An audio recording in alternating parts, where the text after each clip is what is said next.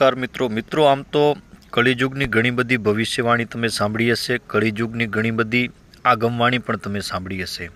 पण मित्रों आजे हूँ तमने वात करवा जे जई रह्यो छुं ए वात बहु खास छे अने ध्यानथी आ आखी वात तमे सांभळजो मित्रों, कारण के आ भविष्य पुराणमां लखेली वात छे मित्रों के कलियुगमां कया भगवाननी पूजा करवाथी व्यक्तिने सुख, समृद्धि अने ऐश्वर्य मळशे।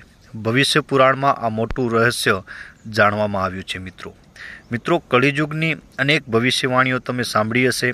एमांथी देवायत पंडित, मामईदेव, महाराज अच्युतानंददास जी के वगैरे भविष्यवक्ताओ पोताना मंतव्यो भविष्यवाणी द्वारा रजू कर्या छे मित्रों। पण आ भविष्य पुराण में जणाववामां आव्युं छे एक मोटू रहस्य मित्रों कलियुग रहस्य विष्णु पुराण वास्तव में हिंदू धर्म में 33 करोड़ देवी देवताओं उल्लेख करवामां आव्यो छे, परंतु कलियुग में कया देवतानी पूजा विशेष फलदायी छे आ प्रश्न तमारा मन में आवी शके छे। आनो जवाब भविष्य पुराण में विगतवार आपवामां आव्यो छे।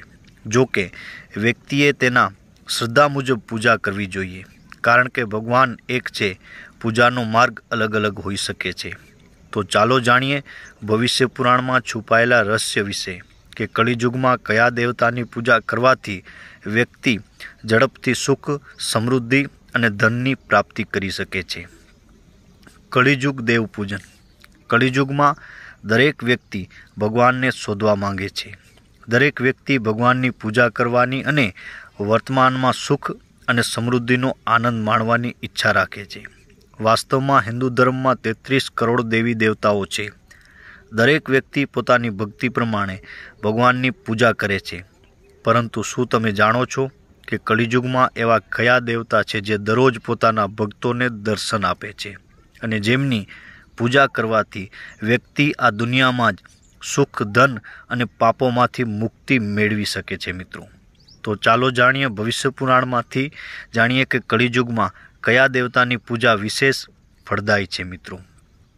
भविष्य पुराण में एक संवाद जोवा मळे छे मित्रों, जेमां महाराज सातमिकेजी सुमंतुजी ने पूछ्યું કે आ जगत में कया कया देवताओं छे जेमनी पूजा अने स्तुति करवाथी मनुष्य तमाम शुभ गुणों अने सुखनो अनुभव करे छे। ते आगळ पूछे छे कि ब्रह्मा, विष्णु अने रुद्र जेवा देवता कोनी पूजा करे छे अने कलियुग में कया देवतानी आदिदेव कहेवामां आव्या छे। आ संवाद महाभारत काल साथे संबंधित छे मित्रों। सुमंतुजीए महाराजने शुं कह्युं? सुमंतुजीए जणाव्युं कि महाभारत काल में वेदव्यास अने भीष्म पितामह वच्चे संवाद थयो हतो। एक समय भीष्म पितामह वेदव्यासजी ने पूछ्યું कि भगवान भास्कर ने पहला नमस्कार कर्या पछी ज बाकीना देवी देवताओने केम वंदन करवामां आवे छे? आ संसार में कल्याण माटे शुं करवुं जोईए? व्यासजीए जणाव्युं कि कलियुग में भगवान भास्कर एटले के सूर्यदेवनी पूजा करवाथी व्यक्तिने सफलता अने सुख, समृद्धि मळे छे। तमाम देवताओं में मात्र भगवान भास्कर ने ज मूळ देवता कहेवामां आव्या छे के शुं? भगवान भास्कर आ लौकिक सागरना अंधकारने दूर करे छे अने तमाम संसार अने दिशाओने प्रकाशित करे छे। भगवान ब्रह्मा, विष्णु अने महेश वगैरह जेवा बधा देवताओं पण आदिदेव भगवान आदित्यनी पूजा करे छे मित्रों। भगवान सूर्यनारायण जेने भास्कर, आदिदेव अथवा आदित्य कहेवामां पण आवे छे। अदिति अने ऋषि कश्यपना पुत्र छे। भगवान आदित्य समग्र विश्वनी रचना करी छे। आदित्य बधा देवताओं, दानवों, साप, राक्षसों, पक्षीओ, इंद्रादि, ब्रह्मा, दक्ष, कश्यप स्वामी कलियुग में मात्र भगवान सूर्यनारायण ने नमस्कार करवाथी बधा देवताओं ने नमस्कार थई जाय छे। दिवस, रात्रि, शुभ समय वगैरह पर भगवान सूर्यनो प्रभाव छे। कलियुग में जे कोई सूर्य भगवान की पूजा करे छे, भगवान सूर्य ने व्यक्ति थी संतुष्ट थई जाय छे अने तेने धन, सुख, पुत्र अने मोक्ष पण आपे छे मित्रों। तो आ वात एटली महत्वपूर्ण अने खास छे। कलियुग में घणी बधी वातो तमे सांभळी हशे। एटले पहेला उठी अने भगवान भास्कर ने एटले के भगवान सूर्यनारायण ने नमस्कार करवा अने पाणीनी अंजलि आपवी मित्रों, के पाणी अर्पण करवुं भगवान सूर्यनारायण ने। કે ભલે ઉગ્યા બાણ ભાણ તિયારા લઉં ભામણા, જીણ મરણ લગ માણ, અમારી રાખજે કશ્યપ રાવો.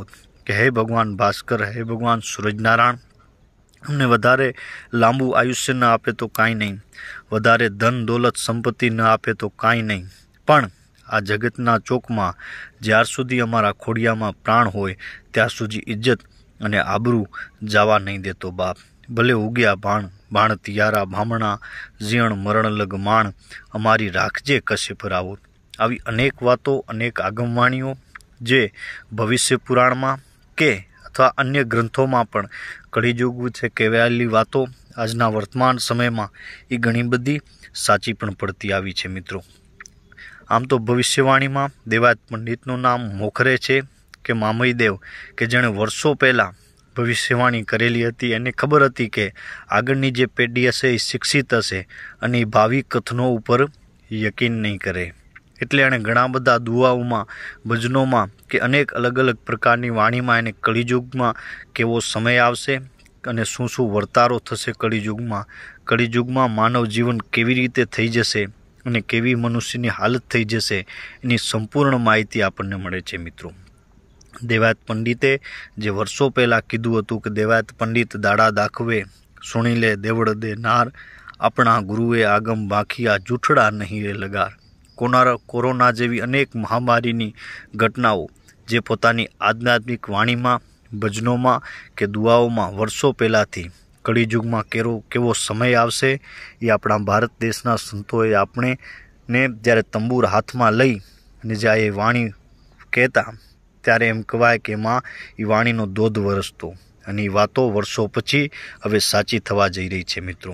ઘણી બધી વાતો હતી જે કે પાણી છે એ પડીકે વેચાશે, ગાયો છે બકરી જેટલી થઈ જશે, દરિયામાં વાણ ડૂબવા લાગશે, છાસ ઉપર માખણ નહીં તરે.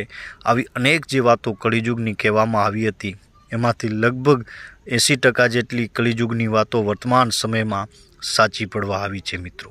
તો પહેલાં આપણા પુરાણોમાં કે આપણા ઋષિમુનિઓએ કીધેલું હતું કે વર્ષો પછી એવો સમય આવશે કળિયુગમાં કે કુદરતી મૃત્યુ કરતાં અકાળ મૃત્યુ વધશે અને વિષ્ણુ પુરાણની આગાહી મુજબ કળિયુગમાં હવામાન ઝડપથી બદલાશે, ભારે વરસાદથી પૂર જેવી સ્થિતિ સર્જાશે અને દુષ્કાળ પણ પડશે. આ સમયગાળા દરમિયાન જેમ જેમ રોગોનો પ્રકોપ વધશે, મહામારી અને અકસ્માતો પણ ઝડપથી વધી શકે છે. આવી સ્થિતિમાં કળિયુગમાં મનુષ્ય કુદરતી રીતે ઓછા અને કોઈ પણ કારણ વિના વધુ મૃત્યુ પામશે. ત્યારે અહીં આપવામાં આવેલ જાણકારી મિત્રો જેમ કહેવાય કે આપણા શાસ્ત્રોમાં અને પુરાણોમાં પણ જેમનો ઉલ્લેખ મળતો આવે છે.